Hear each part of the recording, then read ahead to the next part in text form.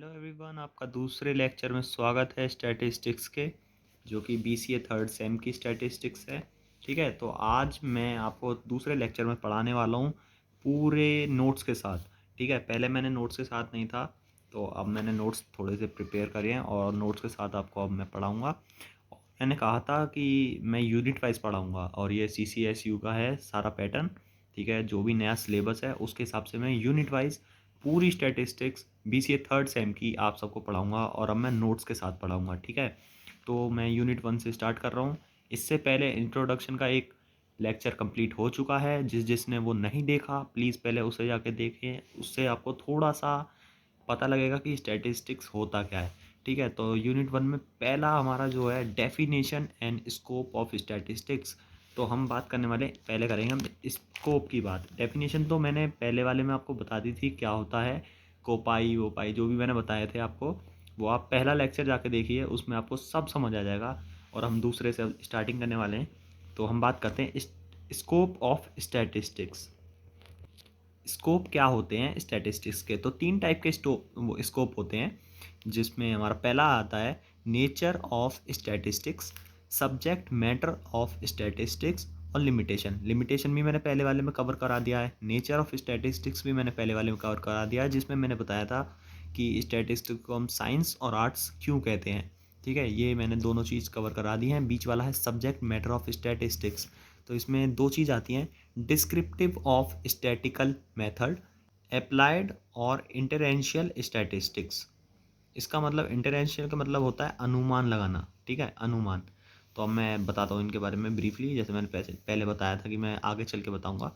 ठीक है, तो descriptive statistics refer to those method which are use for collection, presentation, analysis and interpretation of data, measure of central tendencies, dispersion, correlation।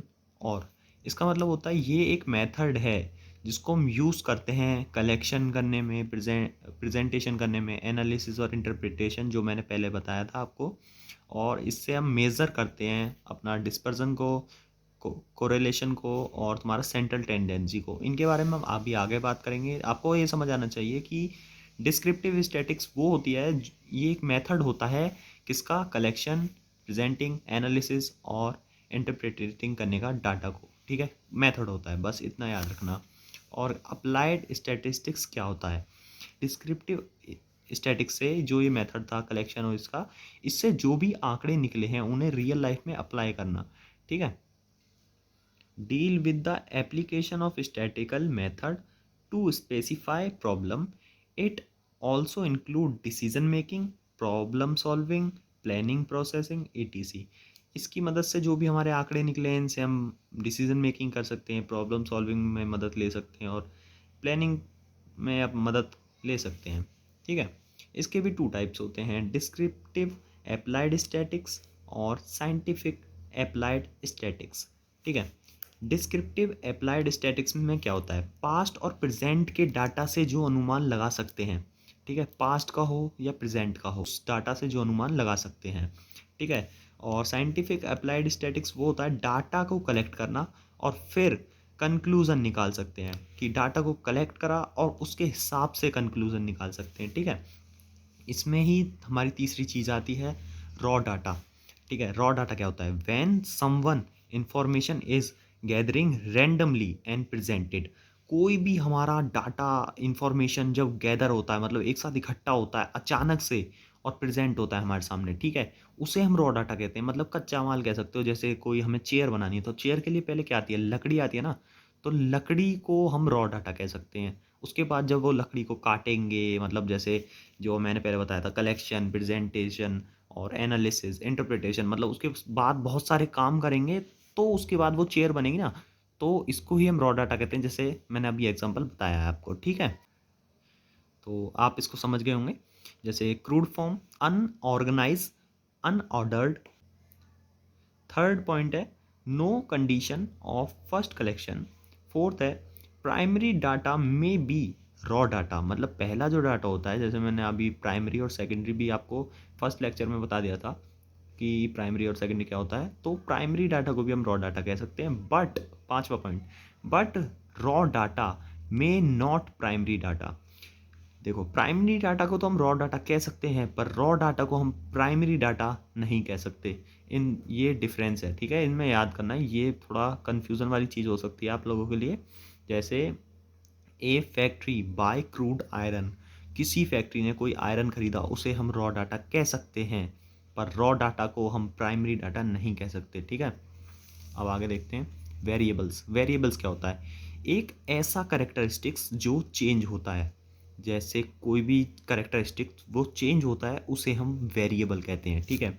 Which changes across the unit of analysis, changes in person to person, society to society, group to group, one time period to another time period. Example name, age, status, number of childrens, etc. तो variables होते हैं, जैसे name होता है, characteristics मतलब जो change होता रहता है, एज होती है चेंज होती है, स्टेटस है चेंज होता है, नंबर ऑफ चिल्ड्रन किसी क्लास में वो चेंज होते हैं। नेम का मतलब ऐसे कहते हैं जैसे आपके दोस्त आपको कुछ और चिढ़ाते हैं, आपके घर में आपको कुछ और बुलाते हैं, मतलब इस टाइप से नेम भी है, ठीक है। और ये अब वेरिएबल में टाइप है, वेरिएबल का टाइप है क्वांटिटेटिव वेरिएबल, क्वांटिटेटिव क्वांटिटेटिव और क्वालिटेटिव। अभी मैंने ये दोनों पहले वाले लेक्चर में बताए हैं, इसलिए कह रहा हूँ पहले वाले लेक्चर को जाके देखो, ठीक है। तो मैं बताता हूँ quantitative variable, measurement in number, a variable that has a numerical value in which change can be measure और काउंटेड इन नंबर। इसका मीनिंग यह है कि नंबर में ही मेज़र करेंगे, जो वेरिएबल हमारा नंबर में होगा और नंबर में ही काउंट करेंगे। तो ठीक है, इसमें कोई ज़्यादा बड़ी बात नहीं है, ये मैंने पहले बता दिया था क्या होता है क्वांटिटेटिव और क्वालिटेटिव, ठीक है। अब इसका जो टाइप है, इसके भी अंदर type type discrete variable. discrete variable, there are proper interval, those possible values are in whole number, ठीक है। those value changes in regular jumps or gaps which are countable, जैसे 1 2 3 4, ठीक है। Those possible value are in whole number, whole number मतलब आपको पता ही है zero से जो स्टार्ट होते हैं, ठीक है। प्रॉपर इंटरवल होता है, और ये चेंजेस होते हैं in regular jump, gaps which are countable, जो कि काउंटेबल होते हैं, जैसे 1 है 2 है, फिर उसके बाद गैप 3 है 4 है, इसमें ज़ीरो भी आप इंक्लूड कर सकते हो जैसे इसने कह रखा है, ठीक है। और एक और एग्जांपल आप ले सकते हो, number of visit to general physician, number of children, number of family member, ठीक है। अब हम सेकंड की बात करते हैं, इसका सेकंड टाइप वेरिएबल का, continuous variable, measurable with the help of some instrument और tools are classified as continue variable, जिसको हम मतलब एग्जांपल में बता सकते हैं 10.5, 100, 1.6, 5.8 etc, ठीक है। इंस्ट्रूमेंट और टूल जो कि क्लासीफाई करता है कंटिन्यू वेरिएबल। इसको अब हम दूसरे एग्जांपल से समझ सकते हैं, जैसे एज, ब्लड प्रेशर और फीवर, हाइट, वेट और तुम्हारा आईक्यू स्कोर, ठीक है। इसका मतलब ये होता है कंटिन्यूअस होता है ये, जैसे एज जो आप बढ़ती जाती है, जैसे 12 साल इतने का हो गया हूँ, 12 साढ़े 12 साल का हो गया हूँ, तो ऐसे करके आप बता सकते हो। ब्लड प्रेशर बता सकते हो, फीवर बताते हो जैसे 98.5 हो गया है, हाइट बताते हो कि मेरी 180.3 हो गई है, ऐसे करके जैसे आप हाइट बताते हो, तो ये पॉइंटों में बात होती है इसमें, ठीक है। अब इसकी सेकंड चीज़ हम पढ़ते हैं, जैसे मैंने अभी बताया था, अब इसको थोड़ा डायग्राम वे से समझ लो। वेरिएबल, वेरिएबल में होते हैं दो टाइप, क्वांटिटेटिव, क्वालिटेटिव, ठीक है। इनमें अंतर मत पूछो, पहली वाली वीडियो जाकर देखो तो पता लग जाएगी। क्वांटिटेटिव में अभी कंटिन्यूस मैंने बता दिया, जो 1 2 3 पॉइंटों में होते हैं, डिस्क्रीट जो 1 2 3 लगातार होते हैं, ठीक है। और इनका क्लासिफिकेशन मैंने कर दिया है सबका। आप तुम्हारा इसमें आते हैं दो टाइप क्वालिटेटिव में, ये ज़्यादा इंपॉर्टेंट नहीं है वैसे, इसमें आता है ऑर्डिनल और नॉमिनल। ऑर्डिनल में होता है तुम्हारा कॉस्ट्यूम सर्विस फीडबैक, जिसमें फीडबैक मांगे, जो कि नंबर में नहीं होता। और नॉमिनल में तुम्हारा जैसे नेम, लेबल, ऑर्डर, जैसे ice colour, blood group, state, ये सब आप नंबर में नहीं बता सकते। किसी ने पूछा आई कलर क्या है तुम्हारा, तो तुम ऐसे थोड़ी बताओगे कि मेरा आई कलर है 1, नहीं ऐसे नहीं बताओगे ना, ऐसे बताओगे ब्राउन है, तो उसको नॉमिनल, ठीक है। वैसे ये ज़्यादा इंपॉर्टेंट है नहीं, क्वांटिटेटिव ज़्यादा इंपॉर्टेंट है एग्ज़ाम पॉइंट ऑफ व्यू से। अब मैं एक बार बता देता हूँ क्या होता है। Which changes which change your personal value judgement and which can not be measure in number, जो कि मैंने बताया था कि ये मेजर नहीं होता नंबर में, and digits, not in numerical value जैसे जेंडर, कैटेगरी ऑफ डिसीज, और तुम्हारा type of sports, culture background, etc. ठीक है, ये नंबर में नहीं होता और ये नंबर में होता है, बस इतना से याद रखना है आपको क्वालिटेटिव और क्वांटिटेटिव में। एंड अब आगे हम बात करते हैं एट्रीब्यूट्स। एट्रीब्यूट्स क्या होता है? ठीक है, is a qualitative characteristics, qualitative मैंने अभी बताया था। ठीक है, ऑफ एन इंडिविजुअल, किसी इंडिविजुअल के लिए होता है। It can't be numerical, it is qualitative. Qualitative आपको पता है न्यूमेरिकल नहीं होता। Are represented by mean of their properties, ठीक है, not related to quantitative major.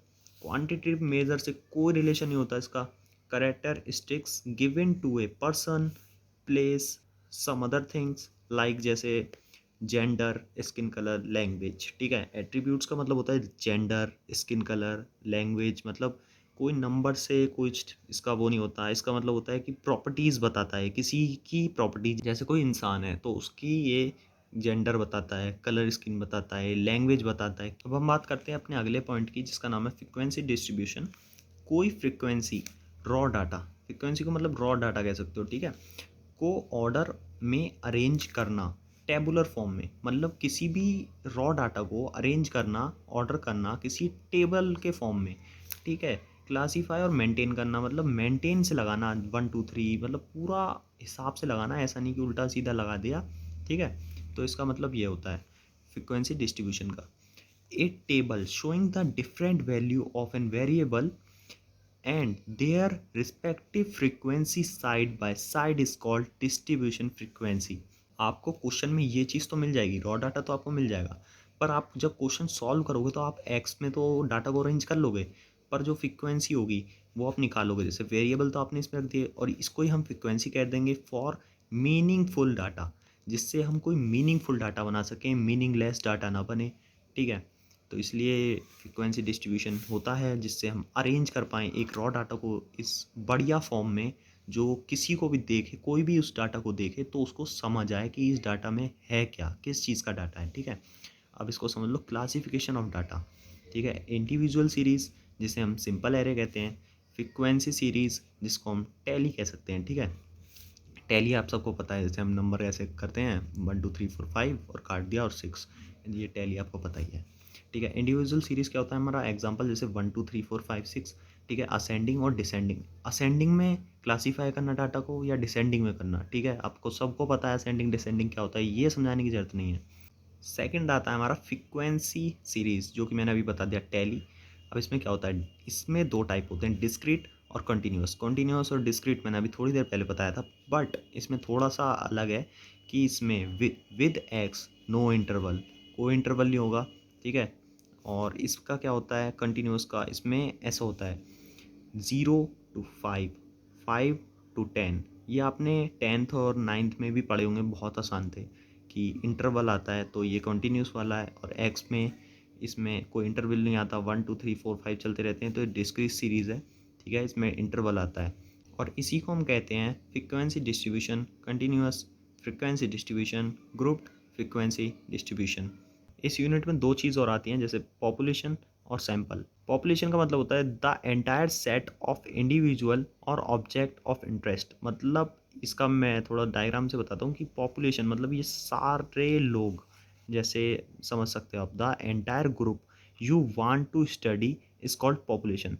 कोई भी ग्रुप जिसको आप पढ़ना चाहते हैं उसे हम पॉपुलेशन कहते हैं, जैसे लोग, organisation, event, object, countries, communities, product, तो ये सारा पॉपुलेशन है। ठीक है, और सैंपल क्या होता है आपका, द पोर्शन और part the population of interest, मतलब जिस चीज़ में आपका इंटरेस्ट है उसका छोटा सा पार्ट। ठीक है, उसका छोटा सा पार्ट पॉपुलेशन में ही, कोई चीज़ आपको ज़्यादा पढ़नी है या कुछ करना है उस पर, तो वही सैंपल होता है। Specific group from entire population from which you will collect the data. ठीक है, ये एंटायर ग्रुप होता है पॉपुलेशन आपका, जो आपको स्टडी करना है, और ये उसके अंदर ही सैंपल होता है जो कि स्पेसिफिक ग्रुप होता है, किसके अंदर होता है, पॉपुलेशन के। अब बात करते हैं फ्रीक्वेंसी और कम्युलेटिव फ्रीक्वेंसी के बारे में। फ्रिक्वेंसी जो वो चीज़ होती है जो नंबर जो कितनी बार रिपीट हो रहा है एक टेबल में, ठीक है। और कम्युलेटिव फ्रिक्वेंसी होती है लेस देन या मोर देन। इसके बारे में हम आगे बात करेंगे, इसके बारे में बहुत डीपली बात होगी सेकंड यूनिट में। और थोड़ा सा आप समझ लीजिए टेबल के बारे में। टेबल में अगर इंटरवल हुआ कंटिन्यूस वाले में, इसको हम लोअर लिमिट कहते हैं और अपर लिमिट हम इसको कहते हैं, जैसे 5 to 10, 10 to 15। तो 15 जो होगा अपर लिमिट होगा और 5 जो होगा लोअर लिमिट होगा। और मिड वैल्यू अगर हमें इनकी निकाल ली है, इंटरवल के बीच में मिड वैल्यू हमें निकाल ली है, तो ये एक फार्मूला है lower limit plus upper limit upon 2। तो इसका इंटरवल निकल जाएगा। तो यूनिट 1 में हमने definition and scope of statics भी पढ़ लिया, concept of population and sample भी पढ़ लिया, विद डायग्राम भी पढ़ लिया, एंड रॉ डाटा पढ़ दिया, एट्रीब्यूट्स और वेरिएबल भी हमने पढ़ा दिया, और आपको क्लासिफिकेशन भी पढ़ा दिया, फ्रिक्वेंसी डिस्ट्रीब्यूशन भी पढ़ा दिया, और कम्युलेटिव फ्रिक्वेंसी भी पढ़ा दिया कि मोर देन और लेस देन। अब इसके बारे में सेकंड यूनिट में ज़्यादा बात होगी, तो आपको डीपली फिर समझ आ जाएगा कि लेस देन और मोर देन का मतलब क्या होता है इसमें कम्युलेटिव फ्रिक्वेंसी में। तो इतना ही आज के लिए गाइस। तो गाइस आज के लिए बस इतना ही। अब हम सेकंड यूनिट के बारे में बात करेंगे अगले लेक्चर में। जब तक के लिए कीप वॉचिंग। Thank you.